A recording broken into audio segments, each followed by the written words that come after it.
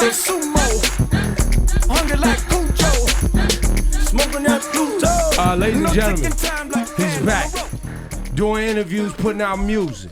He's in a good space. Yeah. Revolt is popping. Yeah. Apple Music is popping. Yeah. He's dancing. Yeah. He got you dancing. Yeah. Y'all give it up for Diddy in the building. Yes. Okay. You supposed to feel good.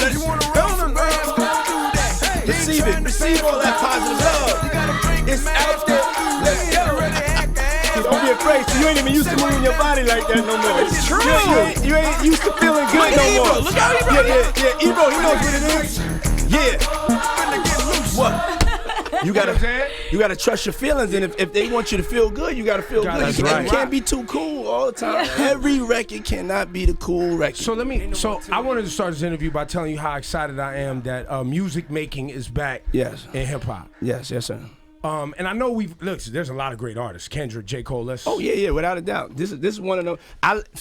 For real, this is the year that I think, because of the last 2 years, that artists really took a lot of the criticism at heart. You have so many dope free artists that's coming out there, moving to their own beat, their own groove. And so, man, I hear a lot of stuff that has inspired me to go back in the studio as a producer and even want to work with, different young artists. So, I mean, you got Drake put out Compton. Dre putting out music in 2015. Yeah. I don't know. I didn't expect to see that. Yeah. You know what I'm saying? At the in the beginning. Yeah. And not only just putting out music, but putting out you're dancing. Yeah. Dre's doing his original energy that he came to the game. You got to stay in your lane. But why are you now deciding to get the dance back? Like what other than just what you just said? But like what are you feeling? A lot of y'all don't know this, but I'm a superhero. Okay. Here we go. This is the Diddy I like. All right. Facto. Okay. This is Puff. A lot of people they can't understand this, so I'm out here on this promo tour letting them know I'm a superhero. So that's why I'm able to do the things that I do. And I'm Batman's bigger brother. Okay? Bigger brother. Yeah, and so there's a bigger, sign. And I call it black sign. Because when the people start losing their soul. That's right. Black man has to come to the rescue. When guys are no longer asking girls to dance and guys are dancing with each other in a huddle, turning up, and that's all they do, black man has to come to the rescue. Yes, we need that. We need somebody. Black man is here. If you just need a little bit of that love and feel good in you, black man is here. So look, black man.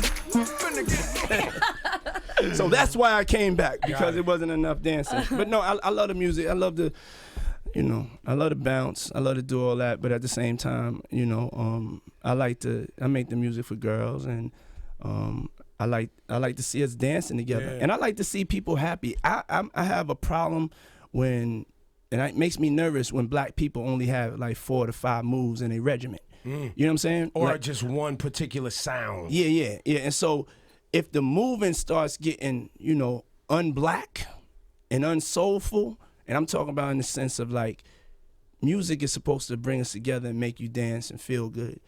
That's the type of music I make. I always made feel good music. Right. So, I feel it's the timing is perfect to give the people that difference, you know what I'm saying? And I love everything that's out there that's playing now, but my lane is to make you dance. Right. My lane is to party with you. My lane is to get money with you, spend it with you, make you feel good, and having you look good while we're doing it. And that was always a Harlem thing too, though. Yeah. You know what I mean? Shout People always just dancing. You know what I mean? Having dancing in the park, dance contests, being on the block, no doubt. Doing your movie. That was just a summertime thing anyway. Yeah, but to be honest, New York has lost their soul. Ain't no clubs, ain't no place where everybody hang out. New York has lost its soul, and the only place you could go and see it is in the streets. So that's why this Fitting to Get Loose is such a, an anthem in the streets, because what you're seeing, or even sometimes what you're hearing on radio.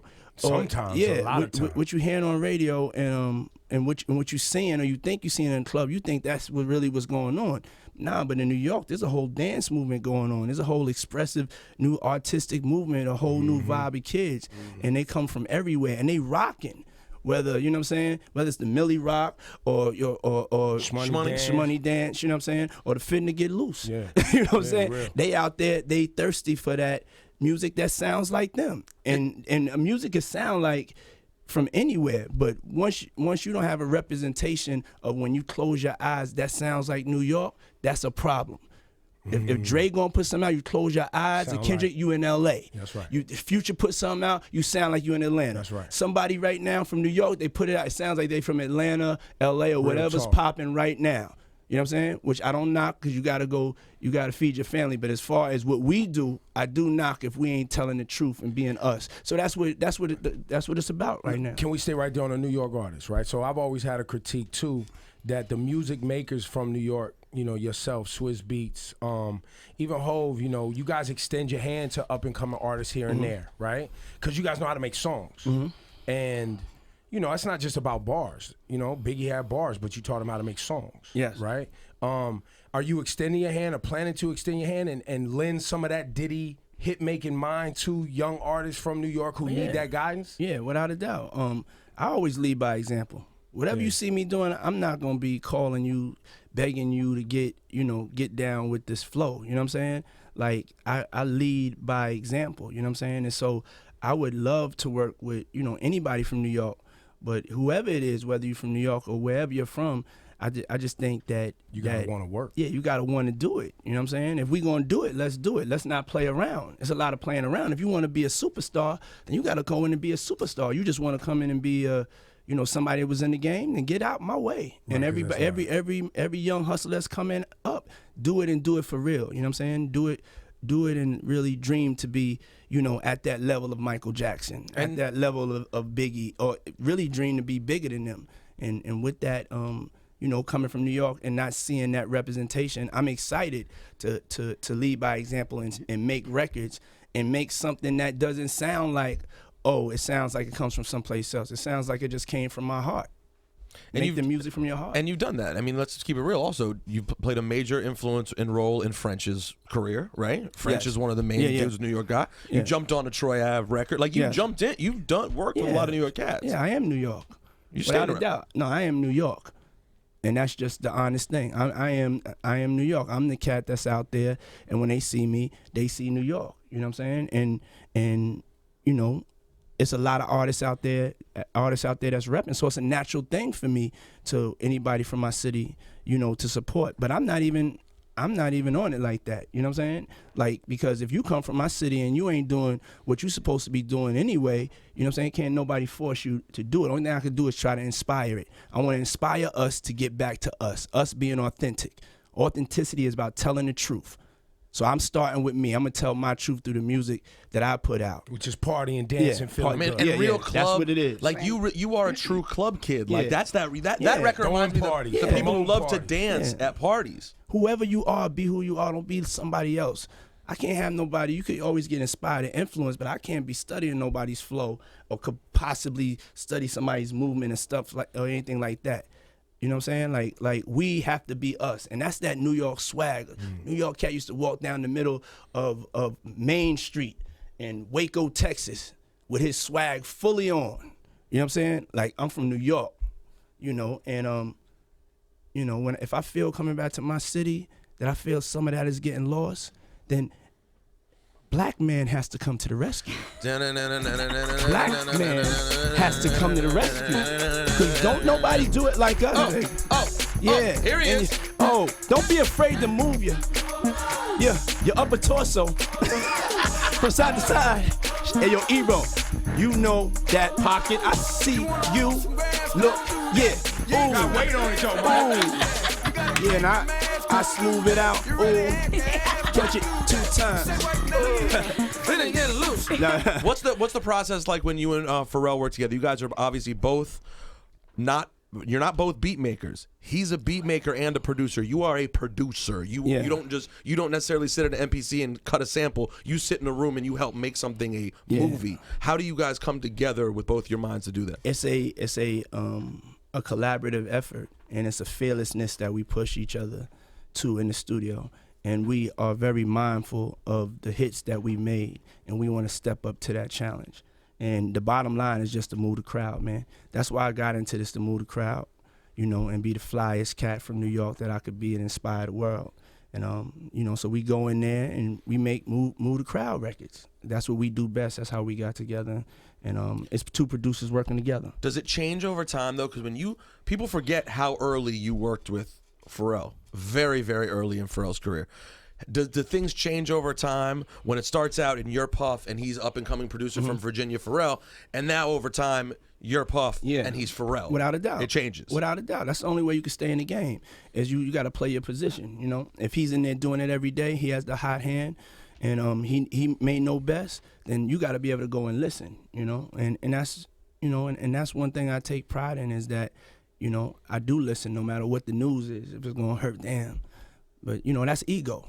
I can't let ego get in the way of what is going to be best for a situation. And so I go in there, I listen to him and respect him, you know, like who he has become, and who he deserves to be, you know, respected as, and definitely one of the top producers in hip hop history ever. Did you know when you did? Sorry, last thing about this record. Did you know when you did this record at the BET Awards? Because we're sitting there watching. You're doing the history of Bad Boy, and this comes on, and people go, What is this joint? Now, I know you. You're a guy who puts together a show. How many summer jams have you shut down? So when you decide to do that, you obviously have a lot of confidence in this record that you want to throw this in the middle of all these Bad Boy hits. What was the process there? I think, first of all, I think for me to come back on the scene, it had to be disruptive. You know what I'm saying? So when I fell in the hole, that was the start. Was that your plan the whole time? So when I fell in the hole, my thing was that I was going to have, you know, 35 million people laughing with positivity and joy. You know what I'm saying? You know what I'm saying? I can't be afraid to be, you know what I'm saying? I had to show them I was human. Yeah, man. You know what I'm saying? And it was a trick, because y'all know I'm a superhero. So then after I fell in the hole, I came up, you know what I'm saying? And I landed on beat, and I turned around and had more swag than I had when I fell in the hole. You got me? And that's what Black Man does. That's right. But as far as the new record, there you go. Black Man. Yeah. So nah. But I knew that, man, if I was gonna come back and start to build the sound, because that's what I had to do with Bad Boy or anybody, or they have to do like with Mustard. You have to build your sound. You know what I'm saying? You have to start locking into what part you're gonna play throughout the night. And so one of the things for me as a performer, you know, I don't consider myself a rapper. I don't consider myself as you know, MC or anything like that. I'm a ringmaster. I'm the guy, when you come to the circus, comes out in the fly shit. Yeah. You know what I'm saying? And show here, the lions and tigers are coming over here. This is what we have now. Look at the trampoline. This person's gonna set itself on, you know. And that's what Puff Daddy and the Family is about, being that platform, me being back as a producer. And so right now I just, you know, I feel it's time. Do you you know, you have collaborated in the studio with a lot of people. You obviously are watching the Drake Meek Mill debate, right? Drake had reference tracks, they come out, people are saying, yo, he can't be the best if he had people help him write his rhymes. You have somebody like Meek who brought that out, right? The beef goes up, Drake puts out records, everybody says Meek Mill caught the L. Diddy watching this, I know as a hip hop fan, that's competitive hip hop shit. Yeah. Like, we all good with that. Can you articulate for the audience though that effort, the songwriting effort, the difference between you was in the studio with somebody like Big, who we all know Big wrote all this stuff. I'm sure some people came in with some song ideas. To what degree should it was so crazy, because when it went down, everybody had came to me just wanting to get my view or opinion, and of course, as the cat, you know, that don't worry if I write rhymes, I write checks. My thing is like, you came out and said it.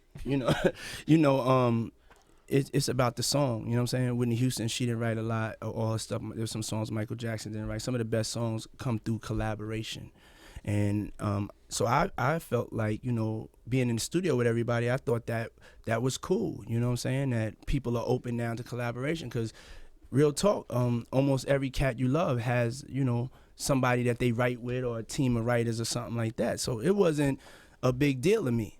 But then I started bumping into some like cats that really say they real MCs, and every time something is said by Drake or Kendrick or whoever, they look at it as an assault on them, because that's the way MCs think. And and so when the whole ghostwriting thing came out, they was like, you can't like talk at this level, you know what I'm saying, and then have that happen. And I was like, I couldn't really relate to you, but I understand that there's two sides of it, you know what I'm saying? And then I asked a bunch of girls, they was like, yo, I don't care if he writing anything like that. But at the end of the day, it was all that's brewing to happen, because these MCs are gladiators. That's right. So anything could set off at any minute, and it's not personal. It's not personal between them. They was both the hottest. They're both the hottest at the same time, and somebody's got to go. There could be only one number one. That's right. I do it every day. Yeah. Somebody got to go, because I'm keeping my number one spot. So I could relate in that sense. That's a really interesting way of looking at it, because you're also sitting there next to Big. You're making songs, right? You're becoming a star, and we all knew Puff's not a rapper. He's making great songs. Yeah. It's not like you thought you were in the same category as Big. Yo. If someone had come in and been like, who's an MC in the room? You would have been like, this guy's an MC. Now, you would have said who's getting money in this room and who's running the organization and making sure we all getting money. It has to be that guy. And then you also went to the circus to see me there, and they said, yo, you know, Puff's gonna be there. But then I don't show up, and it's just like the circus ain't the same. But everyone has a different role. Yeah, everybody has a different role. And you got to play your position. Right. And so for me, it's entertaining watching the whole, you know, MC battle and getting that caring about lyrics and getting back to hip hop. And you know, Drake was smart because he made a hit record. He didn't make a diss record. He made a hit record. And I think. And I think with that, you know what I'm saying, it's kept it in the perspective of what it is. It's about making hit records, man. The number one cats is going to have the most hit records. You know what I'm saying? I'm number one because I got the most hit records. You know, ain't nobody make more hit records than me. So when that time comes, I will make more hit records than them. And even some of the people that you compete against in the greatest in hip hop game, like Hov. Hov has come to you and had you produce records with him for him. Yeah. I mean, the whole thing of it. What I'm talking about is that edge. You know what I'm saying? Yeah. That edge that was missing in hip hop, as far as that can happen. You know what I'm saying? Yeah. You almost felt like a beef can happen before two people have used their minds and their skills to battle it out. And so, you know, I think the whole thing, I love Meek. You know what I'm saying? I listen to his album, and I'm listening to Drake's album, listening to Future's album. You know, I think at the end of the day, it's about everybody stepping up. So you got a whole new faction of people that's coming out, stepping up to be great artists. You think Drake is since your era? Could you argue that Drake is like, I'm not trying to include people like Hov and start a thing, but I'm just saying in this era we live in now. Yeah. Of the new guys. I have said that, you know, Kendrick Lamar is probably my favorite, but I said they're hands down Drake's the number one hit maker. You can't really argue with what he is in this game right now. I mean, Jay said it, because so we, you know, a lot of times when I be seeing interviews or I hear certain things, you know, on people's opinions, you know, it always goes back to, you know, what Jay said, you know what I'm saying? Men lie, women lie, numbers don't. So, you know, in that case, you know, he is. Hard to argue with those Billboard charts. Yeah, it's hard to argue with that. I had the I was the number one, even though I'm not a rapper, but I had the number one most number ones. That's right. You know what I'm saying? Because I am the number one entertainer, and this is about entertainment. That's right. So Drake knocked me off of my number one spot. And so I'm coming back to get that, though. You know what I'm saying? So that's number one. Yeah, I had the most number ones. It was 7. He came and did 8. Yeah, I'm not that far. I'm going to go and get that. I love that. There's no way I'm not going to go get that. I'm look at me. What? You think that we not? You look, you going to bet against me? I'm going to get mine back. You understand what I'm saying? Yeah, I think you have a catchphrase that goes with this. I thought he told you he don't stop. I mean, but yo, Drake hands down is the best songwriter, songmaker of this time right here.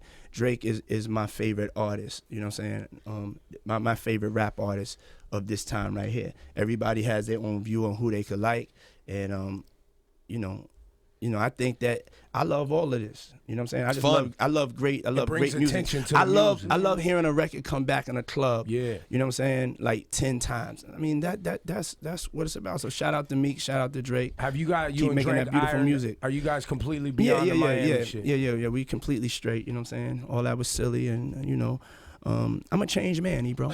I am truly a change. You will not be hearing about me with anything. Let me let you know. So before I came, I want to let y'all know. I don't even know what anything was about, man. So I could take this mic from you right now. You wouldn't do anything. Shit. If I was like, hey Diddy, Man. let me grab that real quick. Hey yo, check this out. Yeah, no. Not him. No. Not him either. We need him to stay at home. Hey yo, I'm gonna tell you right now. Yes, you can. Yes, you can, because it's just. You found peace. No, I haven't found peace. It's just that's all in the past. I can't be playing around. Too much to lose. He's got boys in college. Like there's a lot of things. He's got young men. He's got young men behind him to look up to. Literally right here. Literally, son's right here. Yeah, shout out to my son Christian King Combs in the building. Yeah. But I will you say, had another child show up, by the way, while you were in the interview. But I am a man, and don't you ever forget it. And I'm black man, and don't none of y'all niggas out there ever motherfucking forget it. Black man. But you will get 2 or 3 passes right about now. And if I was you, I would take them. Yeah. Just right now. Just right now. When I put the beat on, that's when I want to. You get. That's when how he gets control of his mind. If you know anything about Puff, you throw the music on when shit starts getting crazy, and he'll get focused again, and then you go really back. You gotta reel me in, be for real. Speaking of your kids, this one showed up. Quincy, what up, Jay? Quincy.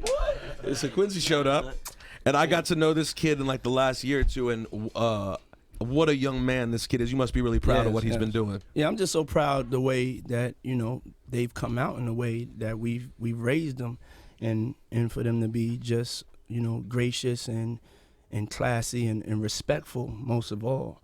And there's this misconception. I know nobody asked the question, but it's important. This is like one of the first times they've been with me at an interview. I've never with my kids. I've never like made a call for them. I told them it don't really work like that. You better go out there and get yours. My son has been in like 3 movies right now, has some incredible music, and he does it on his own. I have to look up and see where he's performing at, or when I'm going to a screening of a movie, he's not even, he's just like, go watch, and see him, do all of this by himself. That's the way we raise them, to be able to get up there and be Combses and go out there and hustle and make the best of yourselves, but do it in a way that's respectful. So like, but they go even down to Christian. I was like, here, man, here's your Christmas gift, and it was a Pro Tools, and here's a mic. Good luck. Here, I'm gonna give you some more help. Study Nas, Biggie, Pac, Mary J. Blige, Michael Jackson, and after you study them, write me a thesis on it. You know what I'm saying? And then show me how that has affected what you do through your music. And so I'm proud of them that they, Christian got some deals on the table, and I'm just proud of them. So Christian's rhyming. Yeah, no doubt. Boy. Check this out. We feel very comfortable. Check this out. We have seen a lot of rappers, prodigies come out there and play themselves. Yes. We feel very comfortable. We feel very comfortable. I got whatever on my man. The swag. He's in his lane. He's in his lane, and when we press play, the music speaks for itself. So that's at the end of the day. Yeah, he comes from this bloodline. What would you think otherwise? The bloodline is like the purest bloodline out. What do you think? The fruit's gonna fall far from the tree? Absolutely not. Yo, he's mini black man. He's a superhero too. Super Black Man Jr. Yeah. So the first night I met Quincy out in LA, I think I said to you for your face, I was like, you are way too nice, bro. I was like, you have every reason to be an asshole in life, and you are just a good dude. Yeah. And I say this with all due respect, but I think people might even find surprising how humble your kids are, because one thing about the Diddy character is you are a brash character. You know what I'm saying? So to Rosenberg, check this out. If he was making kids that he don't know walk miles to get cheesecake and shit, imagine what he's doing to his own kids. No, but it's true. Even when I first met talk. Quincy, I was really impressed on how polite and how sweet and how he's amazing. Yeah. I mean, I raised. You did all right, Puff. You did all right. Man. I mean, when I look at them, they like all my kids are like they're like nice people. They're nice people. And I raised them like with religion. You gotta understand, it's just the difference between right and wrong, and they really got that. And so when they have a choice, they do their best to make the right choice. And as far as I've been evolving, a lot, and they've been a part of helping me with that evolution. of how can I get better, and so even, you know, with them helping me. And so they're not brash or anything like me because they're not like me. They're not raised to be they're raised to be better than me. And they're also raised to not leave me, to come and help me be a better person and not be as brash and be more inspiring, more motivating. And so even when we talking about any other situations, that doesn't apply to me no more, because one day I got up and I said, the only thing I have to give is love and positivity. I reject any negativity, and so that's the mission that I'm on and the vibe that I'm on. I'm trying to do the same thing, Puff. I feel where you're at, because at a certain point, it is, if you're a hip-hop person and you really live this culture, it is in our nature, all of us. I'm not trying to put myself on a Diddy level. Or You're you, not. Please believe, don't. Or Don't you. ever. But we are similar in the sense that... I didn't put No, myself. I know, but I'm putting you Stop also... trying to bring me in your shit. Sorry. But we all have the ability to jump into some shit. You know what I'm saying? Yeah. And talk that shit and go at people. And then But everyone... sometimes it's necessary. Like, you know, I'm sure right now is a perfect transition to ask you about the UCLA thing, because you felt like somebody was putting Justin through something mentally, or that's the way the story came out, that was causing him some real distress. And I'm sure you felt like you had to stick up for your son in some way, right? Yeah, I mean, I'm gonna always be. I'm not. As far as the story, you know, it's something that, you know, got really blown out of proportion. Right. You know what I'm saying? So I can't say what you're saying is true. What I can say, because I think it's important that, you know, I answer the question, is that when you have a child, you know what I'm saying, and you have a son or you have a daughter, you have to protect them. That's right. You can't overprotect them. If they're gonna be in football, Division I football, it's hard, it's rough. You know what I'm saying? But then there's an emergency light that goes off with my kids, because we communicate. And if I see that emergency light, all I want to do is get that emergency light off. That's right. I don't want no problems, and you know, I don't even want to be around. I don't go to like practices. I don't want to be this. I want him to be the center of attention. Him to be is his goal that he achieved. But I have to. That don't mean that I'm not on them and going to make sure that you have to go through everything in life and it's rough. But I'm gonna be there by your side. But we're still family, though. I'm gonna be there by you. I'm gonna be be there by your side. I'm not gonna baby you, but I'm gonna be there by your side. And so the whole thing's blown out of proportion. I just went to have a meeting about my son, and the whole thing got blown out of proportion. Yeah. And none of what you heard is true. And that's just not me anymore. Okay, so It doesn't even matter. it doesn't even matter, 'cause none of that stuff is true. None of it is true. This feels so good. How can you be mad? Yeah. But everything is smooth now, right? He's I saw that Oh, he was on the team. every he's team. playing, It was a whole thing that's blown out of proportion. And I love UCLA. Go Bruins. And now Snoop's son is on the squad, too. Yeah. So Are you serious? Yeah, Snoop's son is on UCLA's team, Yeah. too. Yeah. Oh God, that's just such a. Imagine when you were a kid. If there's a team, it's gonna be loaded with the hip hop all-star kids. That's so crazy. Well, I was gonna transition the interview because you was talking about being a dad. You were talking about being a dad as well.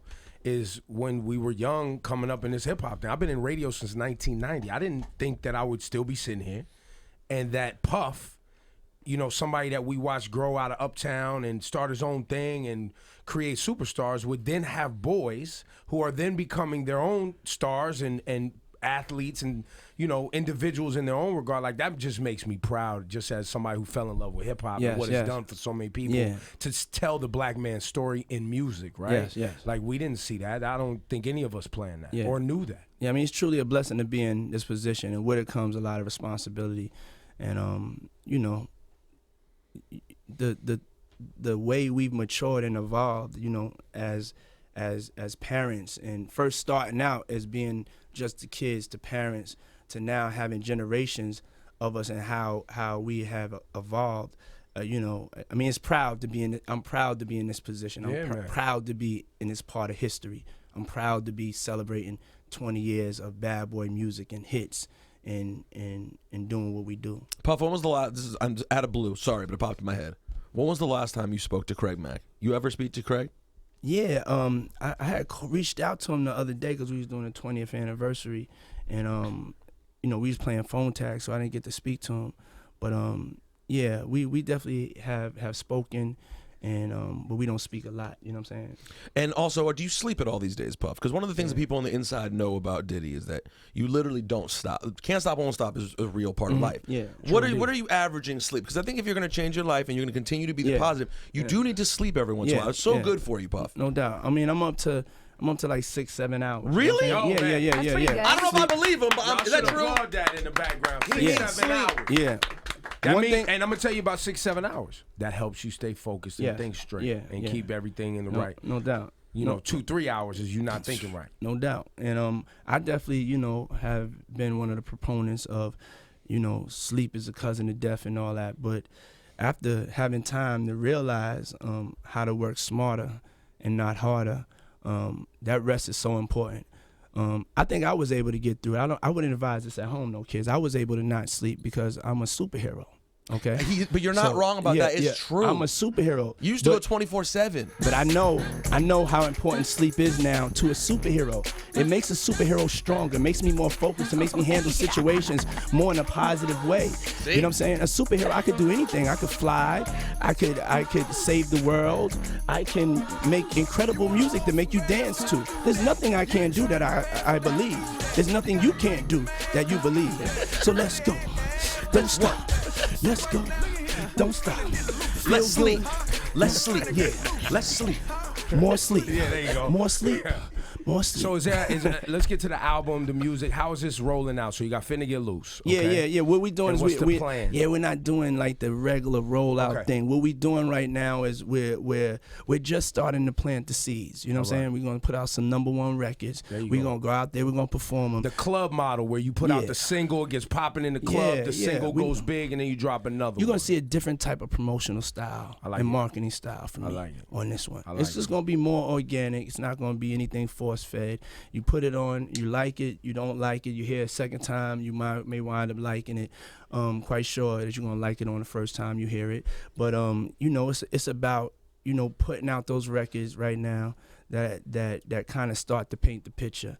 And Puff Daddy and the family is just going back to the basics, going back to me being a producer, me giving you that music that makes you feel good. It's not about me, it's about you, the listener, the person at the concert, giving that style, giving that whole lifestyle that Bad Boy brings with it. But most importantly, launching a bunch of new artists off of that platform. I was just going to ask that because you invented the remix. Yes, sir. Could be a thing with this Finna Get Loose.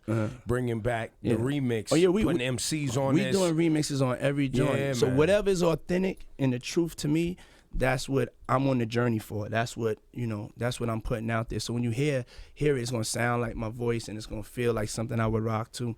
And that's all I could do is me.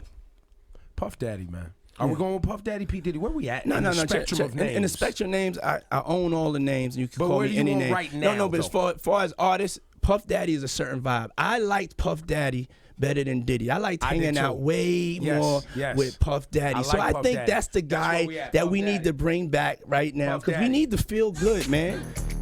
We need to be Puff. Yeah, this is Puff. Yeah, that's us. The that's Diddy us. Bop is the Diddy Bop was the original Puff Daddy. You know what I mean? Hold on, Laura actually posted something interesting earlier. Break this down, Laura. Because we were saying, well, I looked this up. I don't know how true this is, but it's like number of hits under his name. So he has 24 under P. Diddy. These are Billboard charted hits. Does that sound about right? Yes or no? Numbers Keep going. Numbers don't lie. All right. 19 under Puff Daddy. Yeah, that sounds right. 11 under Diddy.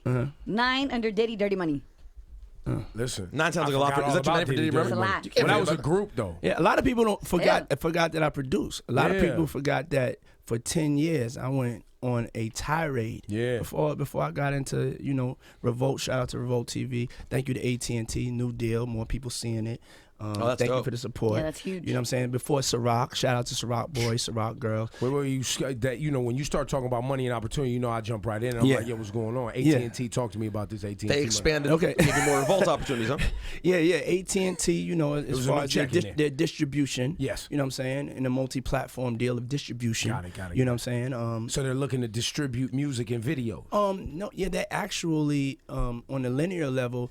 they have a like that linear, word. I like that word. linear is like just TV at the regular crib, television. Regular television. So they do major distribution. They're right now in some talks with some other, like maybe Direct TV on buying that. To get Revolt into more homes. No, not for Revolt. This is AT&T's business. This is different. This is AT&T's business. My thing is, it was the deal we made for Revolt through AT&T, one of the probably the premier giants in the distribution media game. And so that was a big deal. You know what I'm saying? This is the only majority owned network. That's right. You know what I'm saying? African American majority owned network. And so we came out here to do it right and to make some noise, you know what I'm saying? So and the numbers on Revolt, I'm told, looking real good. Yeah. And it's only been 18 months, 2 years. 18 months. 18 months. So, and that's kind of that zone where you go back and do analysis on how well the brand is developed. Yeah. Everything's going great, but it's time to get back to the basics of what has made me and give me the opportunity for this situation. And a lot of people forgot that most of the music that they heard was actually stuff that I produced, and most of the music that you love, because sometimes some of that other stuff can polarize and put all the eyeballs on that. And the bullshit, you mean the stories, the headlines? No, the success. To be honest, the other success. Yeah, the other success. Because sometimes be like, what is this guy? Is he a doctor? He's starring on Broadway. He's a marathon runner. Yeah. No, he's super black man. That's who the guy is. He can do it all. That's who he is. But what he does best is he makes you dance. He makes you feel good. He makes you look good. He makes you smell good. Yo, I forgot about the smell. Yeah, man. Too, so sometimes you may forget. So all I want you to do is Google and look at all the hits. And when you play them back to back, this is your life for the last 20 years, man. Yo, wait, you've touched every last 20 years, man. Wait, time out. You've touched every I'm here as the artist. Category. I'm here as the artist. Think about it. Clothing. Liquor. Yeah. He just said cell phone, digital, whatever. Cologne. Television, Revolt. Yeah. Cologne. Restaurant, Justin's. Oh, yeah, that's right. Music, obviously. You don't understand the dream? My dream was that I was going to make the music that you put on when you got up in the morning. Then after you got out the shower, you're going to spray some cologne on. Then you was going to get dressed, put on some Sean John. Then... That was the dream. So your whole life could be Diddy. Hold on. It's a Diddy lifestyle.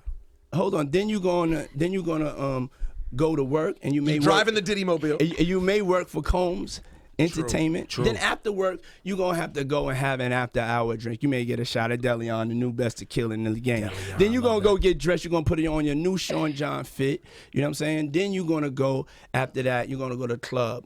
And you're gonna drink the best tasting, smoothest, ultra premium vodka that's out there. No hype, we just taste better than the others, okay? And it's gonna help you with your night. You know what I'm saying? You're gonna enjoy your night. You're gonna be up that blue dot. That's you know what I'm saying? You're gonna be rocking. And then the DJ is gonna go to, most people get like 5-minute sets or 10-minute sets. They gonna go into a bad boy set that's gonna make you feel so good. That's the music. Then when you go home, before you go to bed, Here we go. you going to have some aqua hydrate to make sure that you don't have a hangover. And in that order, ladies and gentlemen, dreams do come true. I'm from Harlem, New York, grew up in Mount Vernon, and I'm here to represent for New York everywhere I go as the baddest black man on the motherfucking planet. Super black man has re-arrived. Hey, y'all, give it up for Diddy. Oh, last question. There's nothing more to say, bro. That was a perfect out. But separately, I have one other thing. Diddy has been known to be politically involved. Always has been. And I dropped the mic. Vote or die. He won't say it? Thank you. No, thank you for having me. Check this out. You know what I've learned? I've learned. Don't make the extra move. You know what I'm saying? So you haven't decided. Yet. Don't make the extra move.